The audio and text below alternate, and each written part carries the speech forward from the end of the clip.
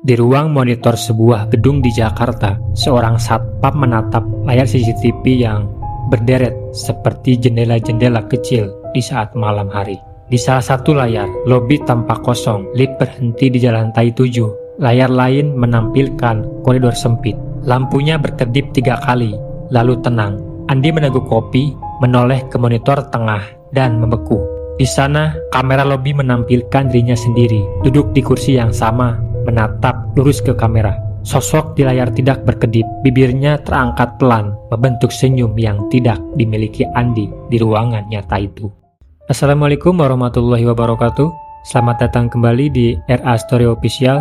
Malam ini saya akan membawakan pengalaman nyata dari seorang satpam di sebuah gedung Jakarta. Gangguan yang berawal dari suara langkah di tangga darurat, lalu merambat ke layar CCTV sampai ia berhadapan dengan sesuatu yang tidak seharusnya ada.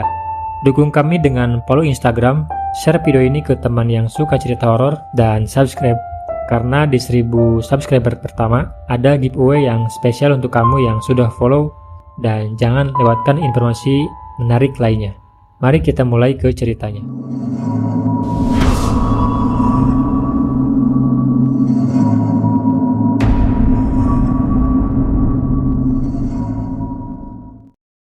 Gedung itu berdiri di jantung Jakarta, menjulang dengan fasad kaca yang siang hari memantulkan matahari. Tapi malamnya berubah jadi bayangan besar yang menelan cahaya jalan. Di lobi, karpet tebal menyimpan bau apak tipis, bekas hujan yang sore tadi dibawa masuk oleh sepatu-sepatu karyawan. Lampu neon di plafon mendengung pelan, AC sentral tua menderu seperti napas panjang. Dan jam dinding di atas resepsionis berdetak lambat, terdengar jelas ketika malam mulai benar-benar sepi.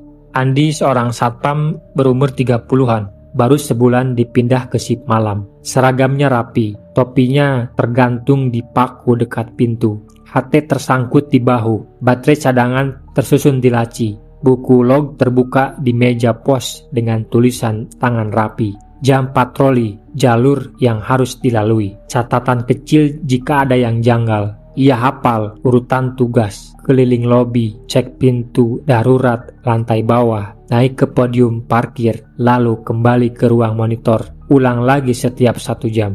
Malam itu Jakarta baru saja reda dari hujan. Jalanan depan gedung basah, refleksi lampu kendaraan lewat memantul di marmer lobi, membuat ruangan seperti bergerak pelan.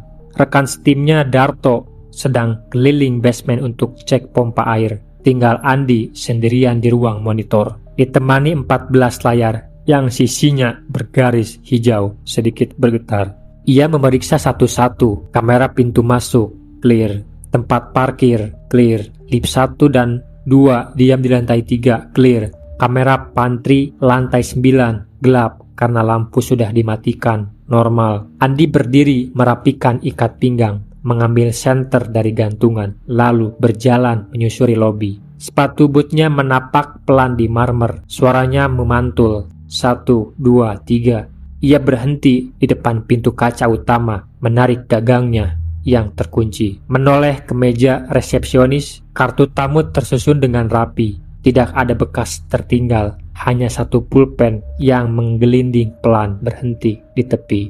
Di sisi kiri lobi ada koridor menuju tangga darurat. Pintunya berat, bercat hijau tua. Ada palang besi yang biasanya turun otomatis saat alarm kebakaran. Andi mendorongnya, engselnya berderit halus. Hawa dari dalam menerpa wajahnya, lebih dingin, berbau semen basah. Tangga spiral menurun 2 lantai ke basement, naik 7 lantai ke arah kantor. Lampu LED di dinding menyala setiap 4 anak tangga, menyisakan bayangan yang bergerak ketika seseorang lewat. Ia melangkah turun 3 anak tangga, berhenti, mendengarkan. Hanya ada suara tetes air yang jatuh dari pipa. Tidak ada langkah lain, tidak ada pintu terbuka. Andi menyorotkan senter sebentar. Sinarnya menabrak dinding putih, tidak ada apa-apa. Ia menutup pintu, kembali ke lobi. Di meja pos, buku log menunggu. Andi menulis singkat, 2305, lobi clear, pintu utama aman, tangga darurat, bau lembab normal. Ia mencoret-coret tanggal, merapikan halaman, lalu duduk menatap layar-layar itu lagi.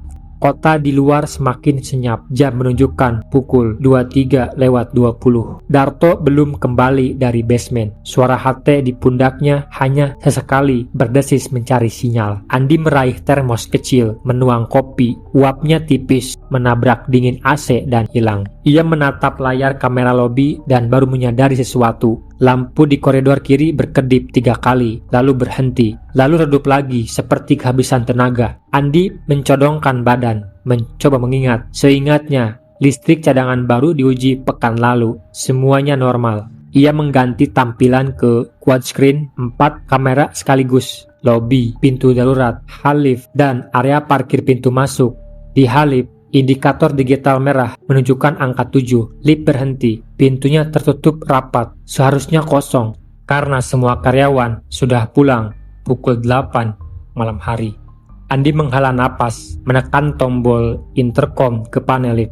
Hanya bunyi klik, tidak ada suara balasan. Normal. Di saat yang sama, angin kecil entah dari mana membuat kertas memo di atas meja bergerak, bergeser 1 jengkal. Andi menoleh spontan, menahan napas, lalu tertawa kecil pada dirinya sendiri.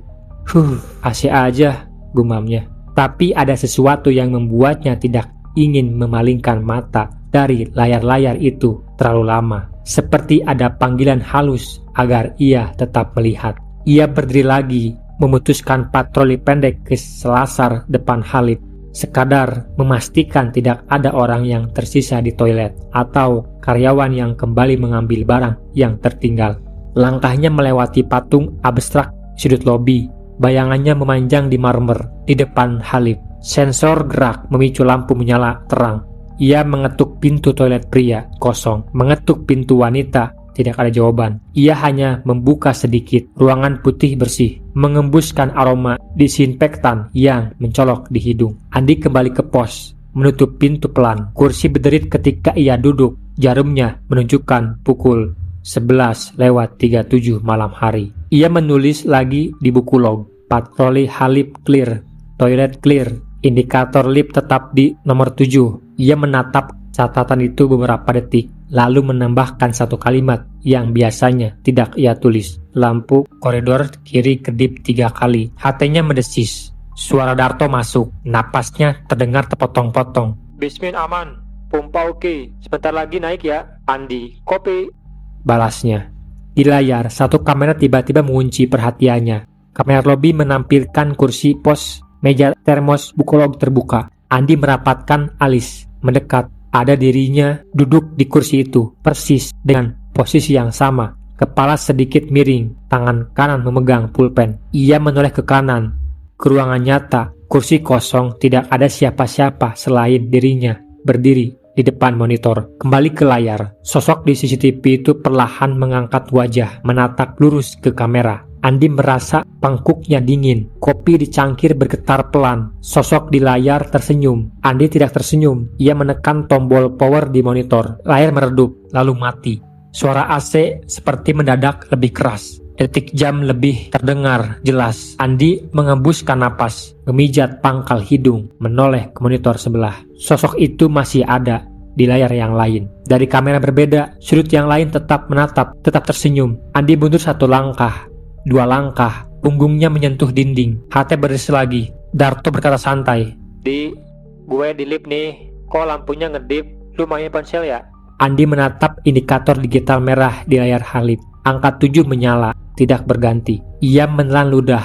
Suaranya keluar pelan. Jangan ke 7 dulu, tunggu aku di lobi. HT hening, hanya terdengar desis pelan. Seperti ada seseorang bernapas dekat dengan mikrofon. Di depan Andi, monitor paling kiri atas tiba-tiba berubah dari grayscale menjadi lebih gelap. Kontrasnya naik. Koridor lantai 7 muncul, panjang. Lampu-lampu plafon menyala putus-putus. Di ujung koridor, sebuah pintu kantor terbuka sedikit, berayun, maju, mundur, seperti ada tangan yang mendorong halus dari dalam. Andi belum tahu malam itu baru mulai, dan Jakarta di luar yang tampak jinak tidak bisa berbuat apa-apa terhadap apa yang sedang mendekat. Pelan, pasti, dari lantai 7. Andi berdiri lama di depan monitor. Matanya terpaku pada layar yang memperlihatkan pintu kantor lantai 7 yang berayun pelan. Suara engsel berderit seakan keluar dari speaker kecil CCTV, padahal kamera itu tidak punya audio. Ia mengedipkan mata beberapa kali, menunduk, mengucek wajah dengan kedua tangan, lalu menatap lagi. Layar tetap sama. Pintu itu masih terbuka sedikit, bergerak pelan ke depan dan ke belakang. Ia meraih HT di bahunya, menekan tombolnya. "Darto, lu di mana?" Tapi yang terdengar hanya desis statis. Tanpa balasan, Andi menghela napas. Tenggorokannya kering. Ia menaruh kembali HT, lalu berdiri dari kursi. Detik berikutnya, suara gedebuk terdengar dari arah tangga darurat di lobi. Andi menoleh cepat. Pintu hijau tua itu berguncang pelan, seolah baru saja ditabrak sesuatu dari dalam. Ia menelan ludah. Kakinya melangkah mendekat. Setiap langkah terasa berat. Sepatu bootnya menimbulkan gema di marmer lobi. Tangannya menyentuh gagang pintu besi. Permukaannya dingin, lebih dingin dari biasanya, membuat telapak tangannya seketika basah oleh keringat. Ia menarik napas dalam-dalam, lalu mendorong perlahan. Engsel pintu berderit panjang, membuka ke arah lorong tangga darurat. Udara yang keluar lebih lembab, berbau semen basah dan sedikit karat. Tangga spiral beton terbentang, turun 2 lantai ke basement, naik 7 lantai ke area kantor. Lampu LED kecil menempel di dinding setiap 4 anak tangga, tapi sinarnya redup, menimbulkan bayangan panjang yang bergerak sendiri, seperti sosok tak kasat mata berdiri diam di setiap sudut. Andi mengarahkan senter. Sinarnya menabrak dinding kusam, menuruni tangga beberapa langkah. Ia berhenti, telinganya menangkap suara lain, samar, seperti langkah kaki, pelan, teratur, datang dari bawah. Jantung Andi berdegup keras, pikirannya berputar cepat. Apakah Darto? Tidak mungkin. Darto bilang lewat HT, tadi dia ada di lift. Kalau bukan Darto, siapa? Sedangkan semua karyawan sudah pulang sejak pukul 8 malam. Andi di sini, siapa di bawah? Suaranya serak, pelan, seperti ragu ingin didengar. Tidak ada jawaban. Andi menyorotkan senter ke arah bawah. Sinarnya menembus ruang kosong. Tidak ada siapapun, hanya tangga beton yang sepi. Cat dinding retak, noda lembab menghitam seperti bekas rembesan. Telinganya tetap menangkap bunyi samar, langkah yang tak seharusnya ada. Ia menghela napas berat, lalu memutuskan menutup pintu. Tapi sebelum rapat, langkah itu terdengar lagi. Kali ini lebih cepat, mendaki tangga dengan ritme ganjil, seperti berlari. Pintu mendadak bergetar keras, seakan ada yang menendang dari dalam. Andi terlonjak, terhuyung mundur 2 langkah. Senter hampir terlepas dari tangannya. Dadanya naik turun, napasnya memburu, keringat dingin mengalir di pelipis. Detik itu juga, HT di bahunya hidup sendiri. Lampu indikatornya berkedip merah. Suara serak keluar, bukan suara Darto, bukan suara manusia yang ia kenal. Sebuah bisikan, pelan, jelas, langsung menusuk ke telinganya. Adi terpaku, bulu kuduk meremang dari tengkuk sampai ke punggung. Ia menoleh ke layar CCTV di ruang monitor. Kamera lobi menampilkan dirinya berdiri di depan pintu darurat. Tapi di layar, pintu itu sudah terbuka lebar. Padahal di depan matanya, pintu masih rapat. Dan di balik pintu pada layar, tampak bayangan hitam samar, berdiri diam. Kepalanya menunduk, tak bergerak sedikit pun. Andi panik. Ia menutup pintu keras-keras. Suara logam bergema ke seluruh lobi. Tangannya bergetar. Ia mundur beberapa langkah, menatap monitor lagi. Di layar, pintu tetap terbuka. Bayangan itu masih ada. Kali ini kepalanya terangkat pelan, miring, seperti sedang menatap kamera dengan tatapan kosong. Andi berdiri membeku, dadanya sesak, tubuhnya kaku. Untuk sesaat, ia berpikir, apa mungkin yang nyata adalah apa yang ada di layar, dan dirinya di lobi hanyalah bayangan yang sedang berusaha meyakinkan diri. Suara jarum jam di dinding terdengar begitu jelas. Adi tersadar, ia beralih kecil ke meja pos, meraih buku log, nulis cepat dengan tangan gemetar. Jam 11.50 malam, suara langkah dari tangga darurat. HT terdengar bisikan, anomali pintu di CCTV. Ia menatap catatan itu, tangannya masih gemetar, kepalanya penuh tanya. Kalau benar suara tadi menyuruh naik ke lantai 7, apa yang menunggunya di atas sana? Andi duduk kembali di kursinya. Tubuhnya masih gemetar setelah kejadian di pintu darurat. Kopi di cangkir kecil sudah dingin. Permukaannya bergetar pelan. Entah karena AC yang berhembus atau karena tangannya sendiri yang belum berhenti tremor. Ia memaksa menarik napas panjang, mencoba menenangkan diri, lalu menatap lagi ke arah monitor. Layar kamera lobi masih menampilkan gambar yang membuat tengkuknya kaku. pintu darurat di monitor tetap terbuka, sementara di dunia nyata sudah ia kunci rapat dan bayangan hitam samar itu masih berdiri di sana. Posisinya tidak berubah, tapi entah kenapa Andi merasa setiap detik sosok itu semakin jelas bentuknya. Awalnya hanya seperti kabut gelap, lalu perlahan terlihat siluet bahu, kepala, rambut panjang yang berantakan jatuh ke depan wajah. Andi mendekatkan wajahnya ke layar, bola matanya tegang, bibirnya kering. "Siapa kamu?" gumamnya pelan. Sosok itu tidak menjawab, tapi di layar kepalanya miring sedikit, seolah mendengar. Andi buru-buru mengalihkan pandangan ke monitor lain. Kamera Halip menunjukkan pintu lift tetap tertutup. Indikator digital merah menyala angka 7, tidak bergerak turun, tidak naik, hanya diam di sana. Lampu lorong di depan lift berkedip, sekali dua kali, lalu padam total, meninggalkan lorong gelap. Hanya bayangan lift yang samar tertangkap kamera inframerah. Andi menelan ludah, matanya beralih ke layar kamera parkir basement. Kosong, hanya deretan mobil terparkir. Pantulan lampu emergensi merah membuat ruangan seperti berdenyut. Ia geser lagi ke kamera pantry lantai 9. Harusnya gelap, tapi kali ini ada cahaya, samar, seperti lampu neon menyala setengah. Andi memicingkan mata. Kamera itu menampilkan bayangan meja panjang, kursi-kursi tersusun, dan di ujung ruangan ada sosok yang duduk. Sosok hitam, tidak bergerak, hanya duduk diam di kursi. Andi spontan menekan tombol zoom. Gambar mendekat. Sosok itu duduk membungkuk, rambutnya menutupi wajah, tangan terkulai ke lantai. Andi merasakan darahnya berhenti mengalir. Kursi itu kursi yang sama pernah ia duduki ketika pertama kali patroli bersama senior sebulan lalu. Ia ingat betul, seniornya saat itu berkata sambil bercanda, "Kalau lagi sepi, jangan duduk di ujung ya, katanya kursi itu ada yang punya." Andi saat itu hanya tertawa, menganggapnya guyonan satpam lama. Tapi sekarang, kursi itu benar-benar terisi oleh sesuatu yang bukan manusia. Monitor di sebelah kanan tiba-tiba berdesis. Gambar CCTV bergoyang. Garis-garis hijau melintas cepat. Andi menggeser pandangan. Layar itu menampilkan koridor lantai 7. Lorong panjang dengan dinding putih kusam. Karpet abu-abu tua. Lampu plafon menyala redup, beberapa mati. Dan di tengah lorong, ada seseorang berdiri. Andi merapatkan wajahnya ke layar. Tubuhnya menegang. Sosok itu memakai seragam satpam, sama persis dengan dirinya. Topi hitam, baju putih, badge di lengan kiri. Wajahnya tidak jelas, ngeblur, seperti sengaja disamarkan oleh kamera. Tapi posturnya, cara berdiri dengan satu tangan memegang HT, itu persis dengan dirinya. Andi mundur setapak, menoleh ke kaca pos satpam, memastikan pantulannya sendiri masih ada, lalu kembali menatap layar. Sosok itu masih berdiri di lorong lantai 7, tidak bergerak. Detik berikutnya, sosok itu mulai melangkah, pelan, menuju ke arah kamera. Setiap langkah membuat gambarnya lebih jelas. Meski wajah tetap samar, Andi merasa tatapan sosok itu lurus ke arah dirinya yang sedang menonton dari ruang monitor. Tangan Andi gemetar. Ia mencoba menulis di buku log, tapi pulpen terlepas jatuh. Monitor tiba-tiba berkedip. Gambar CCTV berganti cepat dari satu kamera ke kamera lainnya, seperti ada yang memainkan panel dari jauh.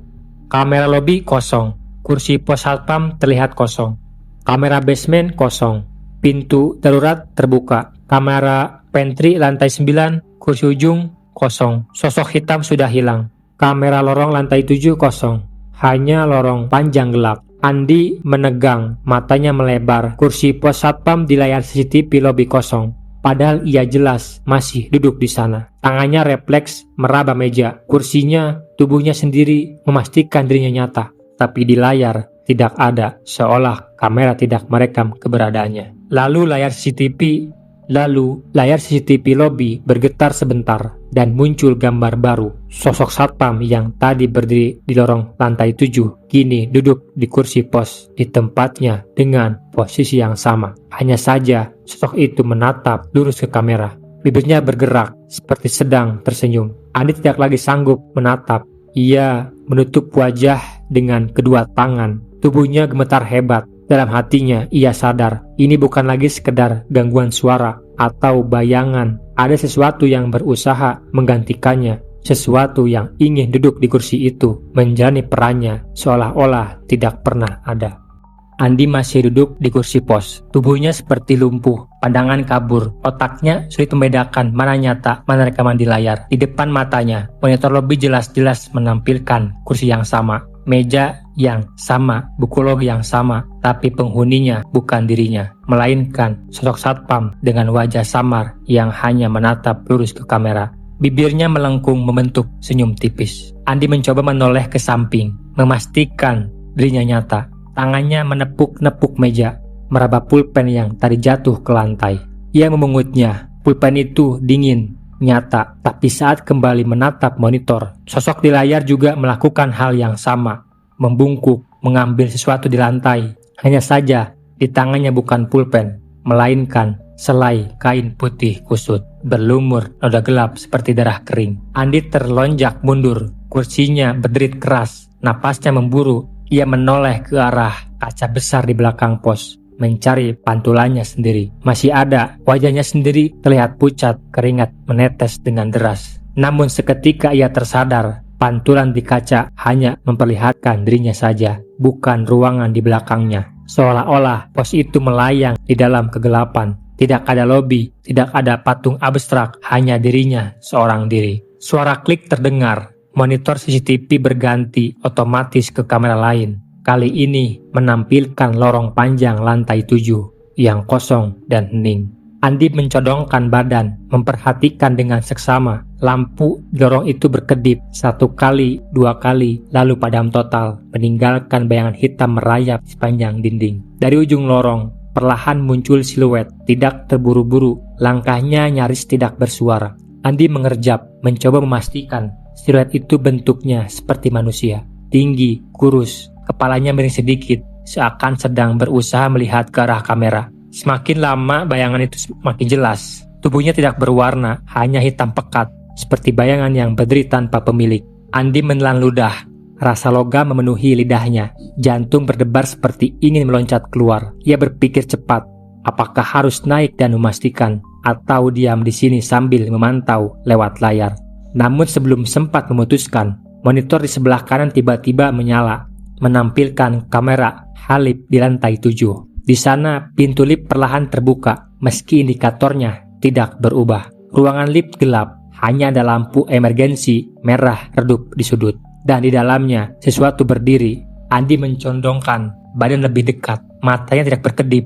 Sosok itu tampak kabur, seperti bercampur dengan bayangan. Tapi Andi bisa jelas melihat matanya. 2 titik putih kecil menatap lurus ke kamera. Dan yang membuat Andi hampir menjatuhkan pulpen di tangannya, sosok itu bukan diam di dalam lift, melainkan berdiri membelakangi pintu, seolah menunggu seseorang yang akan masuk.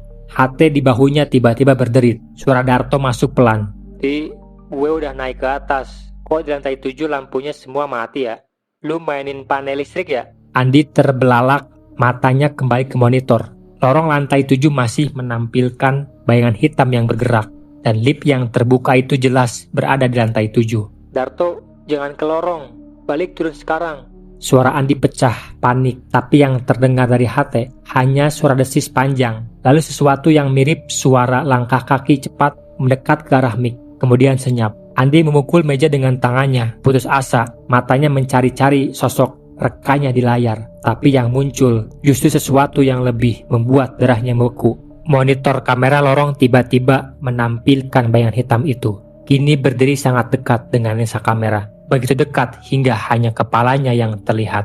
Mata hitam pekat, kosong, menatap lurus akan menembus ke ruang monitor. Andi mundur, napasnya tersengal, tangannya bergetar hebat. Ia memalingkan wajah, menolak menatap monitor lebih lama. Tapi dari sudut matanya, ia tahu bayangan itu tidak bergerak, hanya menunggu, seolah sadar bahwa Andi sedang ketakutan. Suasana ruangan monitor mendadak berubah, hawa dingin makin menusuk, lampu neon di atas kepala berkedip-kedip. Andi meraih termos kopi, berusaha menelan 1 teguk, tapi cairan pahit itu terasa seperti es yang menyayat tenggorokannya. Dan tiba-tiba, suara kecil terdengar dari arah pintu pos. 3 ketukan pelan. Andi menoleh cepat. Pintu tertutup rapat, tapi suara itu jelas berasal dari sana. Ketukan itu diulang lagi, kali ini lebih keras. Andi berdiri terpaku, keringat dingin mengalir deras di pelipis. Matanya bergeser ke monitor lobi. Di sana terlihat pintu pos satpam tertutup dan di depannya berdiri sosok satpam dengan wajah samar mengetuk pelan-pelan. Andi menutup mulutnya dengan lengan. Tubuhnya hampir goyah. Itu bukan Darto, bukan siapapun. Itu adalah dirinya sendiri, tapi dengan wajah yang buram dan senyum yang terus melebar setiap kali ketukan bergema.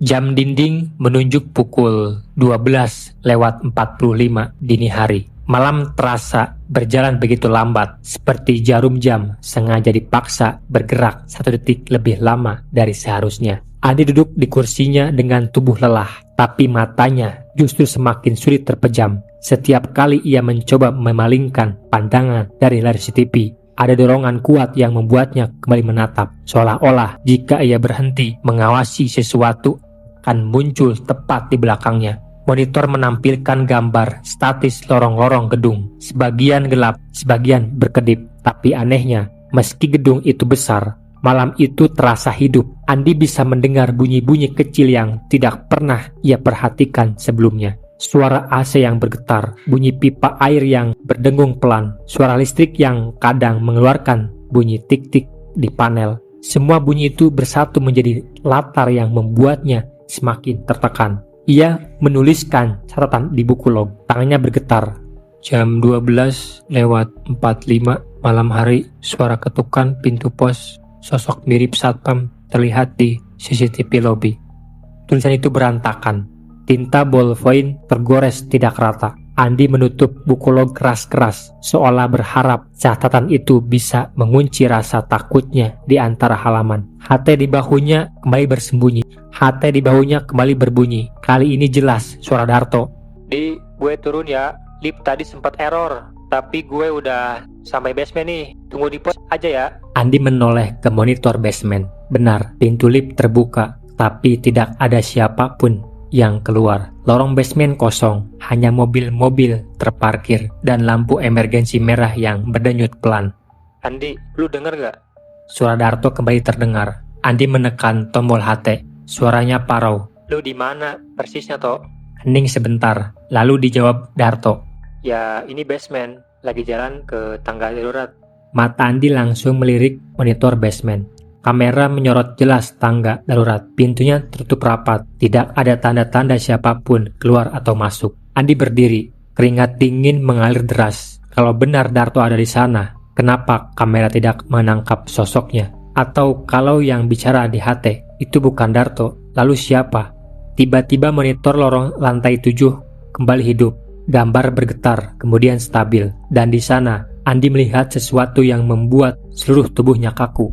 Sosok satpam yang wajahnya samar itu kini berdiri di tengah lorong. Tangannya mengangkat HT ke bahu, persis seperti Andi saat sedang berbicara. HT di bahu Andi berdengung lagi, tapi kali ini yang terdengar adalah suara berat, serak, bukan Darto.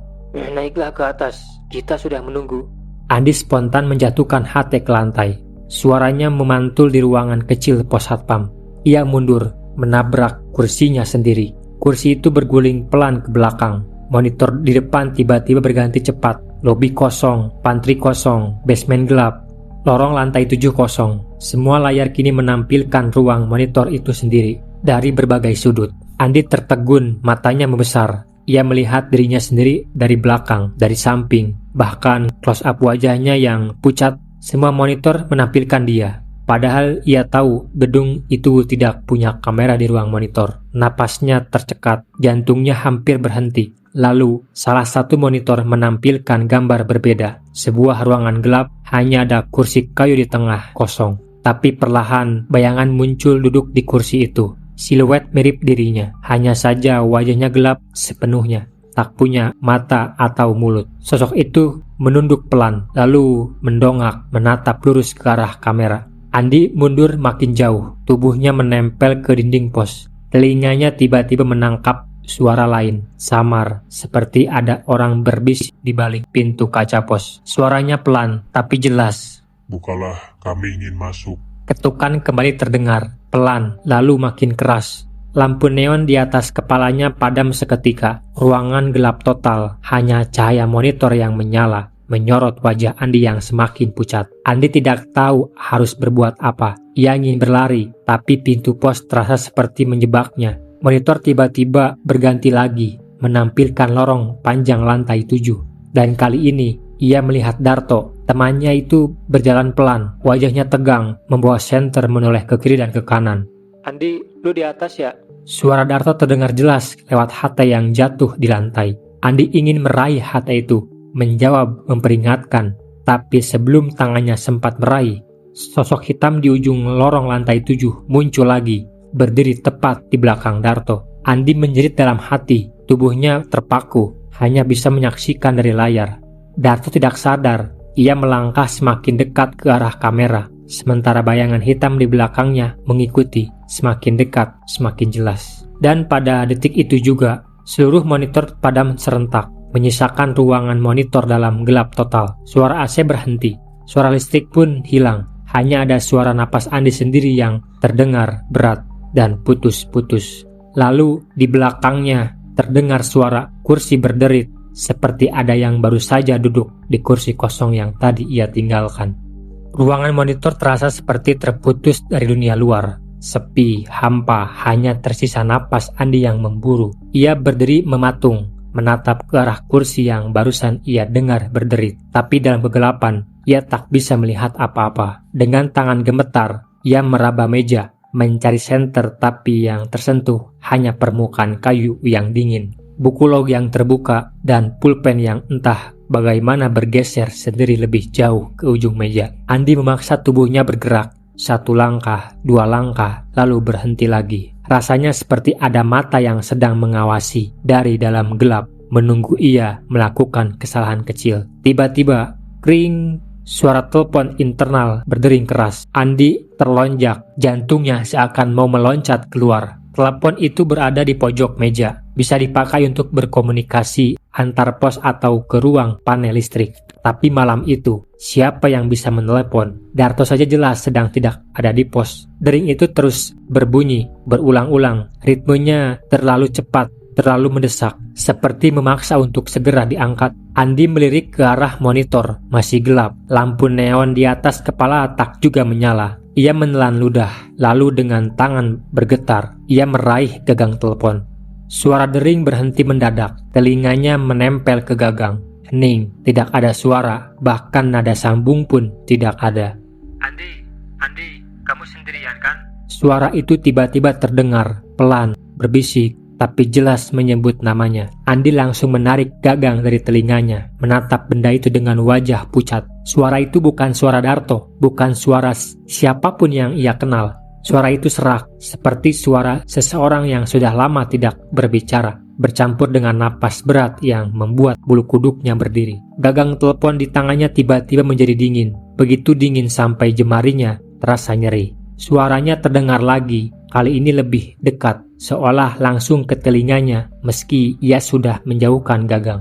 "Naiklah ke 7, kami menunggumu di sana." Andi membanting gagang telepon ke meja, napasnya terengah. Tapi dering itu kembali berbunyi, kali ini lebih keras, lebih cepat, seakan telepon itu marah karena diabaikan. Ia menutup telinganya dengan kedua tangannya, tapi suara dering itu tetap terdengar jelas, bukan hanya dari telepon, tapi juga dari seluruh ruangan, bergema dari dinding, dari lantai, bahkan dari dalam kepalanya sendiri. Lampu monitor tiba-tiba menyala lagi, satu persatu, tapi yang tampil bukan lorong atau lobi. Semua layar hanya menampilkan satu hal yang sama, yaitu gambar telepon di meja pos satpam.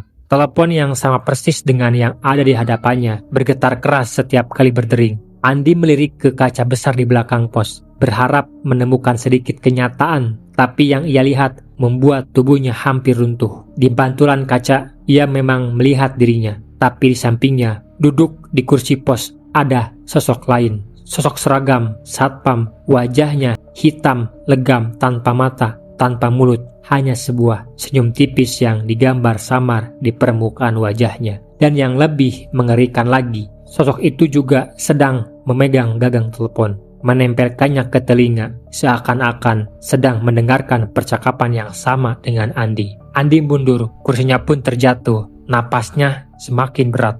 Ini gak nyata, gumamnya mencoba meyakinkan diri. Tapi suara di telepon terdengar lagi, kali ini lebih banyak, seperti ada banyak orang berbicara bersamaan. berbisik cepat, tumpang tindih, kacau. Satu kalimat paling jelas di antaranya menusuk telinga Andi. "Kalau kau tak naik malam ini, kami akan turun padamu." Tiba-tiba listrik kembali menyala. Lampu neon di atas kepala berkedip, lalu stabil. Monitor CCTV kembali menampilkan gambar normal. Lobi lorong, basement, dan telepon internal di meja pos kini benar-benar diam, sunyi, tidak ada tanda berdering. Andi terhuyung dan hampir terjatuh, lalu menjatuhkan tubuhnya di kursi. Ia mencoba bernapas pelan, memulihkan diri, tapi matanya tetap terpaku pada monitor lobi, karena di sana pintu pos satpam terlihat terbuka sedikit. Padahal ia yakin tadi terkunci rapat. Dan di layar dari celah pintu itu muncul tangan pucat panjang merayap masuk mencari sesuatu. Andi duduk kaku di kursinya, matanya terpaku pada monitor lobi yang menampilkan pintu pos satpam yang sedikit terbuka. Tangan pucat yang tadi merayap dari celah pintu di layar itu sudah menghilang, tapi Andi merasa hawa dinginnya masih menempel di kulit. Ia mencoba menenangkan diri, menelan ludah yang rasanya pahit bercampur logam, tapi tubuhnya tetap gemetar. Telepon sudah diam, monitor kembali normal, tapi rasa normal itu hanya seperti topeng tipis yang bisa sobek kapan saja. Andi menoleh ke arah pintu pos yang sebenarnya tertutup rapat, tidak bergeming, namun di benaknya kalimat dari telepon tadi bergema lagi. "Kalau kau tak naik malam ini, kami yang akan turun padamu." Andi tahu ia tidak bisa lagi duduk diam di ruang monitor. Kalau benar ada sesuatu menunggunya di lantai 7, cepat atau lambat ia harus berhadapan dengan itu. Tangannya meraih senter, meski cahaya putihnya terasa kecil dibandingkan gelap yang melingkupi gedung ini. Langkah pertama keluar dari pos terasa berat, seakan ada tangan tak terlihat yang menahannya. Lobi gedung begitu sepi, patung abstrak di sudut ruangan memantulkan bayangan aneh di dinding. Bayangan yang tampak bergerak sendiri meski Andi berdiri diam. Ia berjalan menuju lift, menekan tombol, lampu indikator menyala, tapi pintunya tidak terbuka.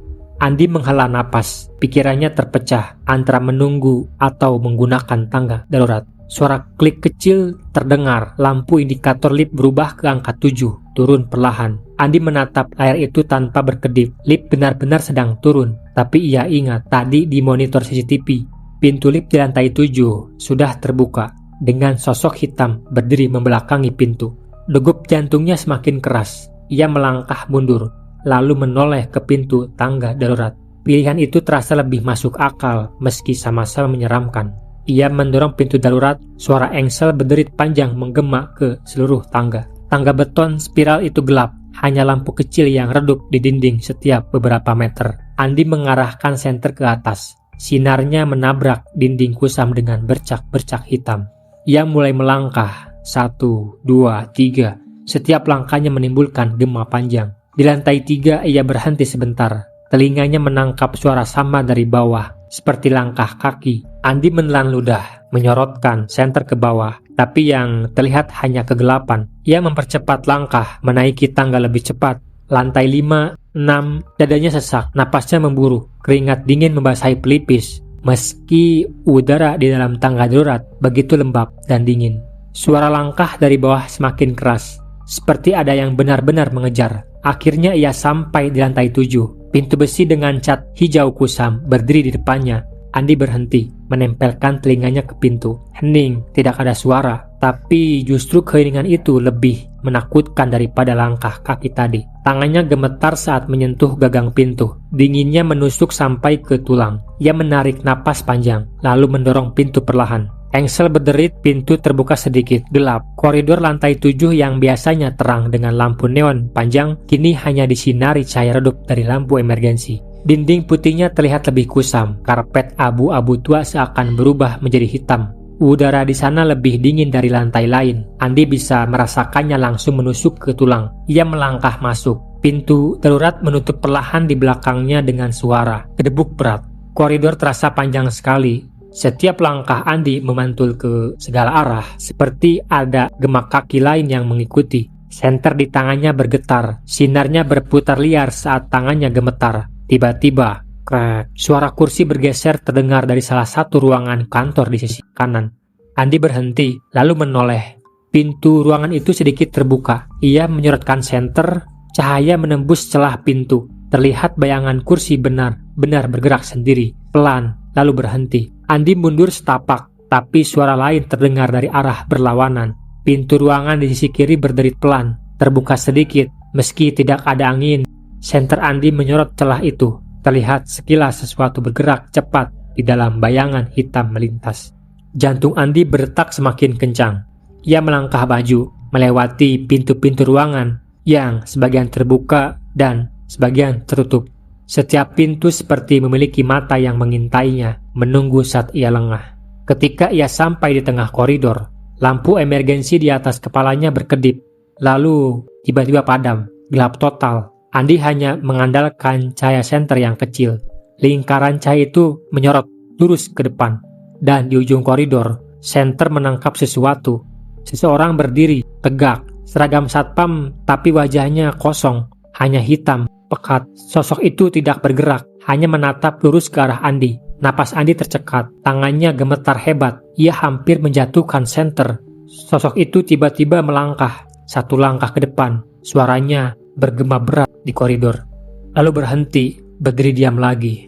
Andi panik, ia mundur tapi suara pintu di belakangnya menutup rapat, prak, membuatnya terperangkap di koridor lantai 7. Dan saat ia menoleh lagi ke ujung koridor, sosok itu sudah menghilang. Namun, tiba-tiba di telinganya terdengar bisikan pelan, tapi sangat jelas. Kursi itu sudah menunggu. Koridor lantai 7 terasa begitu panjang, seolah tidak berujung. Langkah Andi terdengar berat, kakinya seperti menginjak karpet yang berubah menjadi lumpur dingin. Setiap pijakan memberi sensasi seakan ia semakin terhisap ke dalam. Senter kecil di tangannya menjadi satu-satunya sumber cahaya, menciptakan lingkaran putih yang sempit. Sementara di luar lingkaran itu, hanya ada kegelapan pekat yang seperti hidup, bergerak, dan bernapas. Bisikan itu masih bergema di telinganya. Kursi itu sudah menunggu. Andi tidak tahu siapa yang membisikkan kalimat itu dan dari mana suara itu datang. Tapi nadanya begitu jelas, begitu dekat, seperti seseorang menempelkan mulutnya di telinganya Andi dan berbisik langsung ke dalam kepalanya. Ia terus melangkah, melewati pintu-pintu kantor yang berderet di kiri kanan lorong. Beberapa pintu terbuka sedikit, dan di balik celahnya, Andi bisa melihat bayangan meja kerja, bukan kursi, atau rak arsip yang berdiri diam. Tapi setiap kali ia menyorotkan senter lebih lama, selalu saja ada sesuatu yang aneh. Entah kursi bergeser sendiri beberapa senti, atau laci meja terbuka perlahan tanpa suara. Akhirnya ia tiba di pintu sebuah ruangan besar di ujung lorong. Pintu kaca buram dengan tulisan samar, meeting room, yang hurufnya sudah mengelupas. Andi menelan ludah, tangannya gemetar ketika menyentuh gagang pintu dingin. Lebih dingin dari gagang pintu tangga darurat tadi. Ia mendorong perlahan, pintu itu terbuka, dan cahaya senter menembus ruangan yang luas. Meja panjang menempati tengah ruangan, kursi-kursi berderet di kedua sisinya, dan di ujung meja, kursi yang paling besar kosong. Andi menyorotkan senter ke kursi itu. Kulit sintetisnya retak-retak, seolah sudah lama tidak digunakan. Namun entah kenapa, kursi itu seperti memancarkan aura yang berbeda dari kursi lainnya. Seolah-olah ada sesuatu yang tidak terlihat yang masih menempatinya. Andi melangkah masuk. Pintu di belakangnya menutup sendiri dengan suara klik halus. Ia menoleh. Pintu itu kini terkunci dari dalam. Napasnya semakin berat. Dadanya terasa sesak. Senter kembali diarahkan ke ujung meja. Kursi itu masih kosong. Tapi Andi mulai melihat sesuatu. Bayangan tipis, samar, duduk di kursi itu. Awalnya hanya seperti kabut gelap yang menempel di udara. Lalu perlahan membentuk siluet bahu, kepala, rambut panjang yang bergerai menutupi wajah. Andi terpaku, kakinya tidak bisa bergerak. Bayangan itu semakin jelas. Dan kursi yang semula kosong kini jelas-jelas terisi. Sosok itu duduk membungkuk, tangannya terkulai ke lantai. Rambutnya bergoyang sedikit meski tidak ada angin. Andi mengingat ucapan seniornya dulu saat pertama kali bertugas di gedung ini. Kalau patroli, jangan pernah duduk di kursi ujung ruang rapat. Kursi itu ada yang punya. Saat itu, ia hanya menganggapnya sebagai lelucon. Tapi sekarang, ia sedang menyaksikan langsung siapa yang sebenarnya punya kursi itu. Senter di tangannya berkedip, sinarnya melemah. Andi menepuk-nepuk senter, mencoba menormalkan. Akhirnya, cahaya kembali terang sebentar. Dan saat itu, ia melihat wajah sosok di kursi. Wajah pucat, mata kosong, bibir membiru, kulitnya seperti sudah lama membusuk, dan yang paling membuat Andi hampir berteriak, wajah itu mirip sekali dengan salah satu satpam lama yang fotonya pernah ia lihat di ruang arsip. Andi mundur, tubuhnya bergetar hebat. Kursi itu berderit, perlahan bergeser ke belakang, seakan sosok itu hendak berdiri. Tangan pucatnya mulai mengangkat kepala, menoleh ke arah Andi. Andi, Suara serak itu terdengar memanggil namanya. Bagaimana bisa sosok itu mengenalinya? Padahal Andi baru bekerja beberapa bulan di gedung ini. Andi, duduklah. Bisikan itu makin jelas. Kursi-kursi lain di sepanjang meja bergeser serentak. Krek, seolah memberi jalan Andi. Andi panik. Ia mundur ke pintu dan menarik gagang. Tapi pintu tidak bisa dibuka. Tangannya berkeringat, tubuhnya hampir roboh. Senter di tangannya pun mati total. Dan di dalam gelapnya itu, Andi mendengar banyak kursi bergeser, satu demi satu, mendekat ke arahnya. Suara kursi menyeret karpet itu terdengar seperti puluhan kuku panjang yang menggaruk lantai. Ia menutup telinga, berjongkok di sudut ruangan, tapi suara itu semakin dekat, hingga akhirnya berhenti tepat di depannya. Lalu, tangan dingin menyentuh bahunya. Andi, giliranmu duduk. Perlahan ia memaksa matanya bergerak, melirik ke samping, dan di sanalah sosok itu, satpam berseragam. Wajahnya pucat menggantung seperti topeng basah. Matanya kosong namun tajam menembus langsung ke dalam kepala Andi. Bibir pembiru itu bergerak pelan, meski suara yang keluar tidak selaras dengan gerakannya. Andi, aku dulu sepertimu. Aku dulu duduk di sini. Aku juga disuruh berjaga malam demi malam. Andi menahan napas. Kata-kata itu tidak masuk akal lagi, tapi juga terlalu jelas untuk diabaikan. Sosok itu mengangkat tangannya, menunjuk kursi panjang di tengah meja rapat. Kursi yang kosong, kursi yang seolah menunggu. Dulu aku sendirian di pos, persis seperti kamu. Mereka bilang kursi ini cuma kursi biasa. Tapi malam itu aku dipanggil, seperti kamu malam ini. Kursi-kursi di sepanjang meja bergeser sedikit demi sedikit. Suara kaki kursi menyeret karpet, membuat bulu kuduk Andi semakin berdiri. Seolah seluruh ruangan itu dipenuhi penonton tak terlihat. Semuanya menunggu Andi mengambil tempat di kursi panjang itu. Andi menggeleng kuat-kuat. Tidak, ini cuma mimpi, ini cuma mimpi. Suaranya pecah, hampir tidak terdengar. Sosok satpam itu mendekat, langkahnya berat. Sepatu bootnya menimbulkan gema aneh di ruangan yang seharusnya berkarpet tebal. Ia berhenti tepat di depan Andi, lalu menunduk. Dari jarak begitu dekat, Andi bisa mencium bau busuk, campuran tanah basah, besi berkarat, dan darah kering. Lihat aku, Andi. Suara itu lebih berat, seperti berasal dari dalam perut. Lihat apa yang mereka lakukan padaku. Perlahan, sosok itu meraih wajahnya sendiri. Jari-jarinya menarik kulit pipis seperti kain, lalu menariknya ke bawah. Andi terperanjat, kulit pucat itu terkelupas, memperlihatkan daging gelap di bawahnya. Darah hitam menetes pelan, menodai lantai. Matanya yang kosong tiba-tiba terisi warna merah, menyala samar. Andi hampir berteriak, tapi tenggorokannya seperti terkunci. Tangannya meraba gagang pintu lagi, menarik, menendang, tapi pintu tidak bergerak sama sekali. Sosok itu mendekatkan wajahnya, hampir menempel. Andi, kau tahu kenapa kursi ini selalu kosong? Karena setiap yang duduk tidak pernah kembali keluar. Aku salah satunya. Tiba-tiba kursi panjang di ujung meja berderit keras, bergerak sendiri, seakan ada tangan tak terlihat yang menarik kursi itu mendekati meja. Lalu perlahan kursi itu berputar ke arah Andi. Sosok satpam itu mundur sedikit, tangannya tetap menunjuk kursi itu. Duduklah, kalau tidak mereka akan memaksamu. Andi mundur ke sudut ruangan, menempel ke dinding. Senter di tangannya menyala kembali, tiba-tiba, tanpa ia sentuh. Cahaya putihnya menyorot kursi panjang itu, dan Andi melihat sesuatu. Bayangan samar-samar duduk di kursi itu. Bukan hanya satu, banyak, tumpang tindih. Ada lebih dari 3, mungkin 5 siluet. Semuanya duduk berhimpitan di kursi yang seharusnya hanya muat 1 orang. Mereka diam, hanya menunduk. Tubuh mereka gelap pekat, tapi mata-mata mereka menyala merah samar. Andi merasa dadanya sesak, napasnya semakin sulit. Sosok satpam di depannya kini tampak lebih tinggi, lebih besar, seakan menguasai seluruh ruangan. Duduklah, Andi, atau kursi yang akan datang kepadamu. Tiba-tiba, kursi panjang itu meluncur pelan ke arahnya. Tidak ada yang mendorong, tapi kursi itu bergerak, mendekat sedikit demi sedikit. Suaranya menusuk telinga. Andi berteriak, menendang kursi terdekat, lalu berlari ke arah jendela besar di ruangan itu. Cahaya senter menyorot kaca buram, tapi pantulannya tidak memperlihatkan dirinya. Pantulan di kaca justru menunjukkan kursi panjang, kini sudah tepat di belakangnya. Terisi penuh oleh sosok-sosok tak berwajah, semuanya menoleh serempak ke arahnya. Andi. Suaranya banyak, orang bergema serentak, tumpang tindih. Andi, giliranmu duduk. Dan saat ia menoleh cepat ke belakang, kursi panjang itu sudah menempel di punggungnya. Kursi panjang itu menempel di punggung Andi. Ia merasakan dorongan dingin, seolah ada tangan-tangan tak terlihat yang menekannya ke kursi.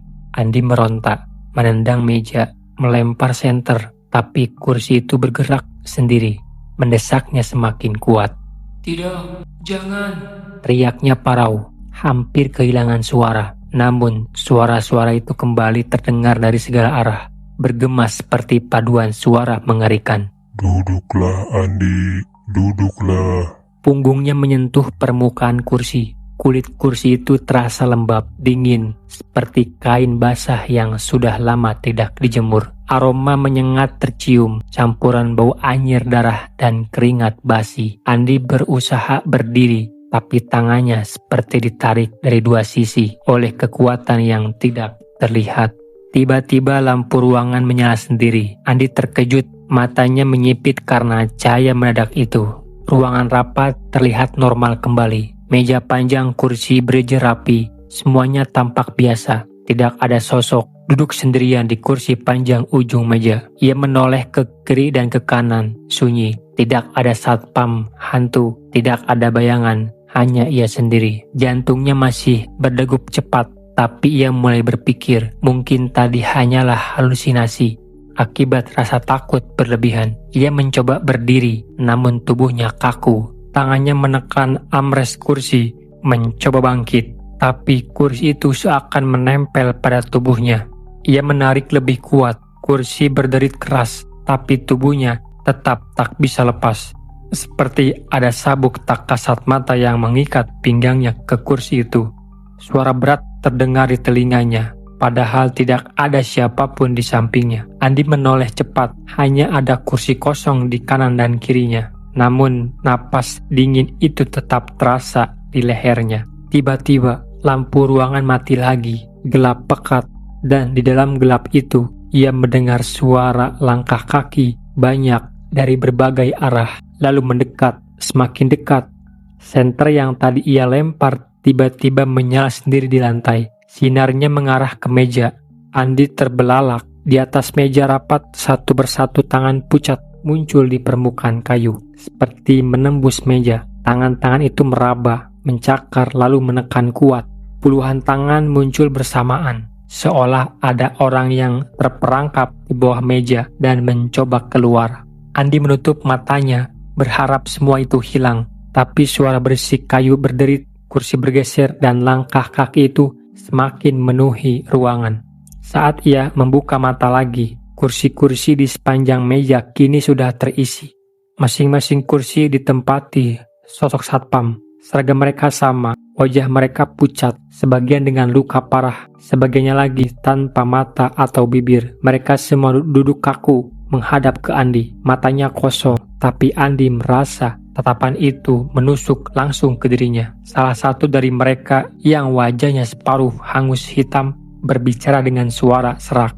Kami semua pernah di pos seperti kamu. Kami semua dipanggil ke lantai 7 dan tidak ada yang kembali. Andi menggigil. Kenapa? Kenapa aku? Suaranya pecah dan Andi pun hampir menangis. Sosok itu tersenyum miring. Karena kamu yang sekarang berjaga, malam ini giliranmu. Andi merontak semakin keras. Kursi bergetar, hampir terbalik. Tapi semakin ia melawan, semakin kuat cengkraman tak terlihat itu menahannya. Tiba-tiba telepon internal di meja rapat berdering keras. Kring! Suaranya menusuk telinga, bergema di seluruh ruangan. Semua sosok satpam itu menoleh serempak ke arah telepon. Andi menoleh juga. Tangannya bergerak refleks meraih gagang telepon. Ia menempelkannya ke telinga. Suara itu di seberang begitu jelas. Darto, lu di mana? Gue nyariin lu dari tadi. Andi hampir menangis mendengar suara itu. Tolong gue, gue di lantai 7, di ruang rapat. Cepetan kesini Lalu Darto menjawab, lantai 7 di. Gue juga di lantai 7, tapi gak ada siapa-siapa di sini. Ruang rapat kosong.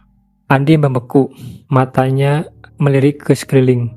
Puluhan sosok satam itu masih menatapnya. Kursi panjang semakin menempel kuat di punggungnya, dan suara di telepon berubah, pelan, parau, namun jelas. Kalau kosong, berarti cuma ada kamu di sana, sendirian. Gagang telepon jatuh dari tangannya. Sosok-sosok satam itu bangkit bersamaan dari kursi mereka, berdiri dan menunduk sedikit, lalu melangkah mendekat.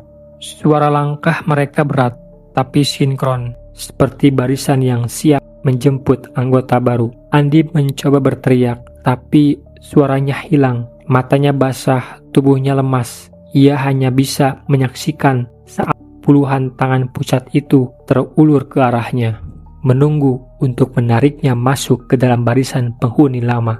Dan jam dinding berdentang pelan, 1 kali, 2 kali. Pukul 2 pagi, malam masih panjang, dan Andi sadar malam ini tidak akan pernah bisa ia hentikan. Andi terhuyung di kursi panjang, matanya membelalak, dadanya naik turun seperti orang kehabisan udara. Puluhan sosok satam itu berdiri mengelilinginya. Wajah mereka kosong, pucat, sebagian rusak, dan semua menatap lurus ke arahnya. Rasanya ruangan itu semakin menyempit. Dindingnya bergerak perlahan mendekat, membuat Andi terperangkap semakin dalam. Ia berteriak meski suaranya hampir tidak keluar. Pergi dari sini. Tapi mereka tidak bergerak, hanya menatap dan hanya menunggu. Kursi panjang yang menahannya tiba-tiba berderit, bergerak ke depan dengan sendirinya, seperti digeser oleh tangan raksasa yang tak kasat mata.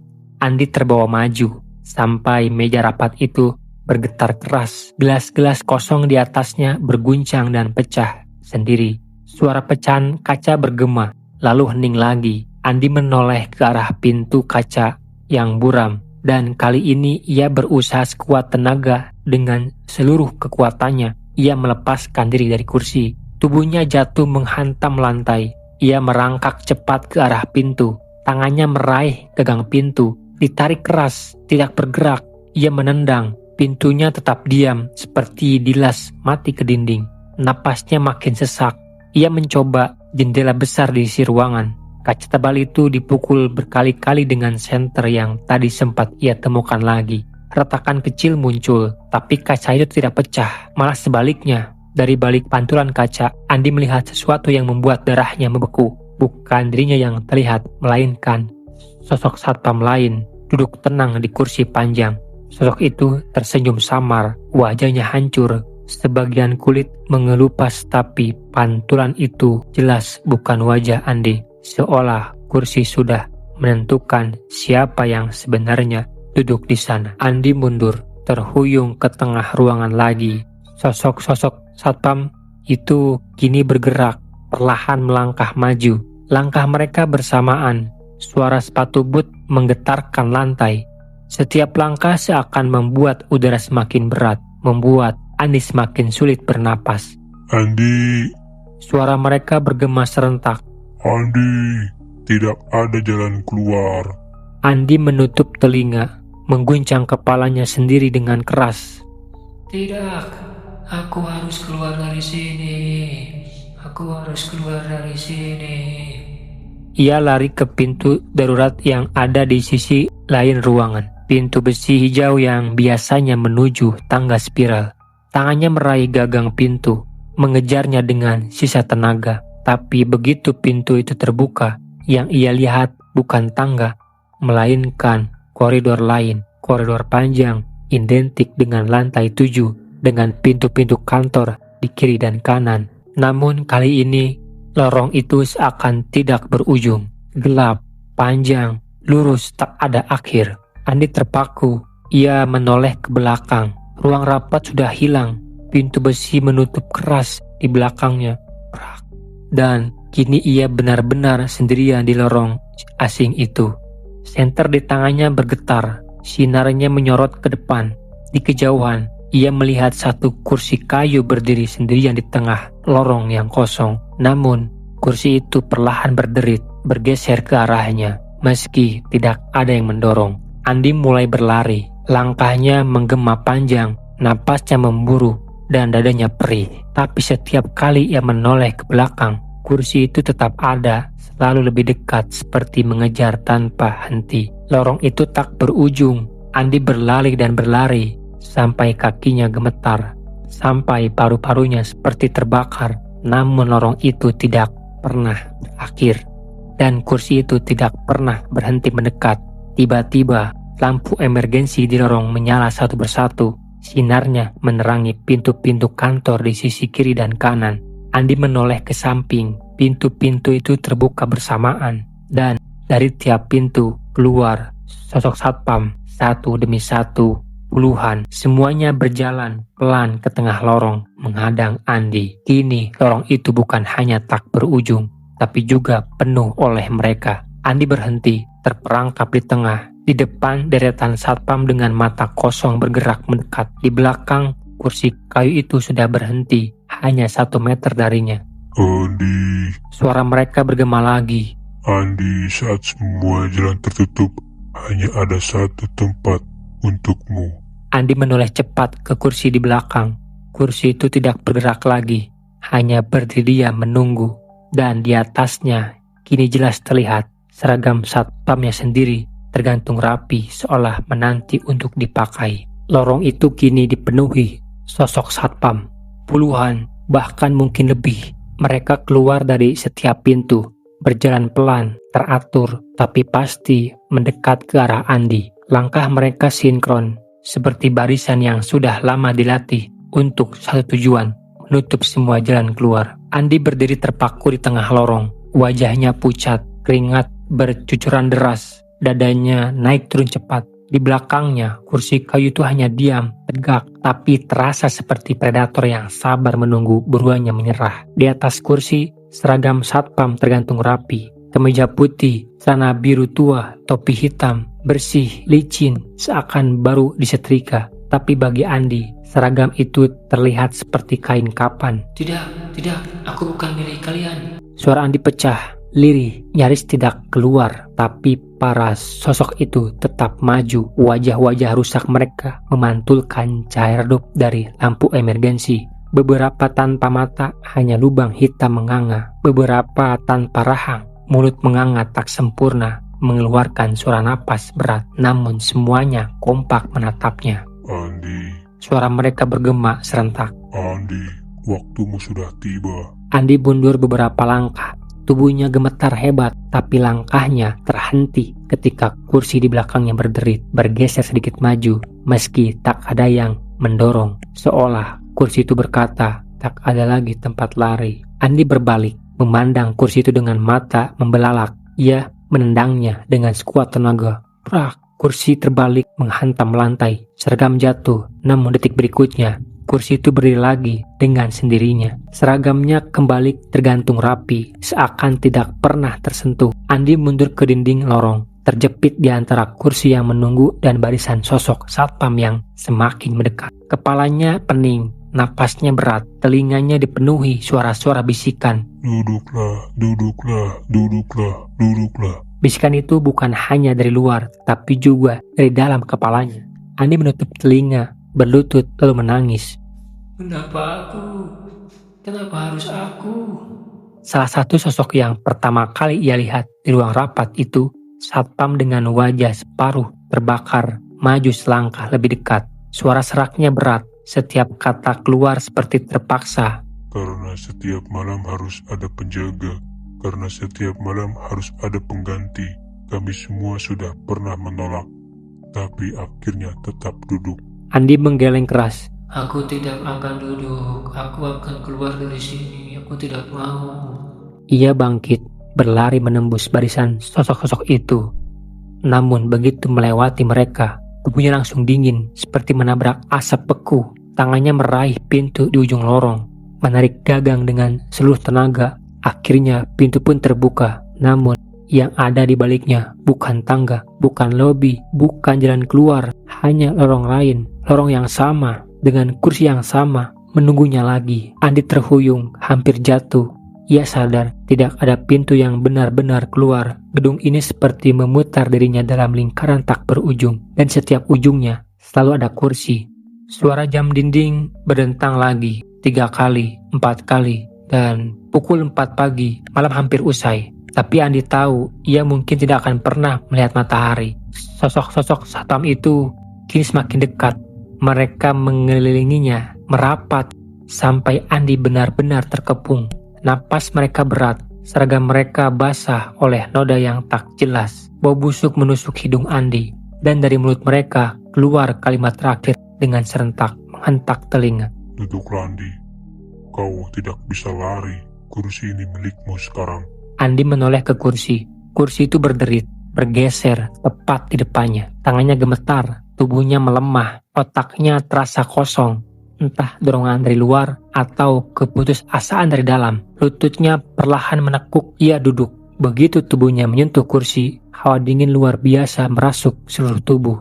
Mata Andi terbelalak, mulutnya terbuka, tapi tidak ada suara keluar. Seragam satpam di kursi menempel ke tubuhnya. Perlahan-lahan melilit seperti ular, menutup dadanya, melingkari lengan, hingga topi itu sendiri menutup kepalanya. Dalam hitungan detik, Andi sudah mengenakan seragam itu, meski ia tidak pernah memakainya dengan sengaja. Sosok-sosok satpam itu berhenti. Mereka semua duduk kembali di kursi masing-masing, diam, tertunduk seolah ritual malam itu telah selesai. Lampu lorong padam, hanya menyisakan cahaya samar dari kursi yang kini diduduki Andi. Wajahnya kosong, matanya hitam legam. Ia tidak lagi menggigil, ia tidak lagi melawan. Andi sudah menjadi bagian dari mereka. Jam dinding berdentang untuk terakhir kalinya, 6 kali, pukul 6 pagi, dan shift malam berakhir. Petugas pengganti yang datang, meja berantakan, sen terpecah di lantai, dan pintu tangga darurat terbuka sedikit, tapi tidak ada jejak Andi. Hanya satu hal yang berubah. Di monitor CCTV, lantai 7 kini menampilkan sosok satpam baru, duduk diam di ruang rapat, di kursi panjang ujung meja. Ia tidak bergerak, tidak bicara, hanya duduk menunggu giliran berikutnya. Sejak malam itu, nama Andi lenyap begitu saja. Tidak ada laporan resmi, tidak ada berita kehilangan. Hanya seakan ia menguap tanpa jejak. Rekan-rekannya memilih diam, meski semua paham giliran itu pasti datang pada setiap penjaga malam. Lantai 7 masih kosong hingga kini, tidak digunakan atau disewakan. Namun orang yang lewat sering mendengar kursi berderit atau napas berat dari ruang rapat. CCTV pun kadang menampilkan sosok satpam duduk di kursi ujung meja. Sebagian menyebut itu Andi, sebagian lagi yakin yang duduk di sana bukan lagi manusia. Karena sekali menduduki kursi itu, selamanya kau jadi bagian dari mereka. Itulah kisah nyata seorang satpam di gedung Jakarta. Tugas malam yang berubah menjadi jerat tak kasat mata. Kalau cerita ini membuat bulu kudukmu berdiri, follow Instagram kami, bagikan video ini, dan tekan tombol subscribe. Karena di 1000 subscriber akan ada giveaway spesial untuk kamu yang sudah follow. Jangan sampai terlewat. Terima kasih sudah menyimak sampai akhir. Sampai jumpa di kisah horor berikutnya di RA Story Official. Assalamualaikum warahmatullahi wabarakatuh.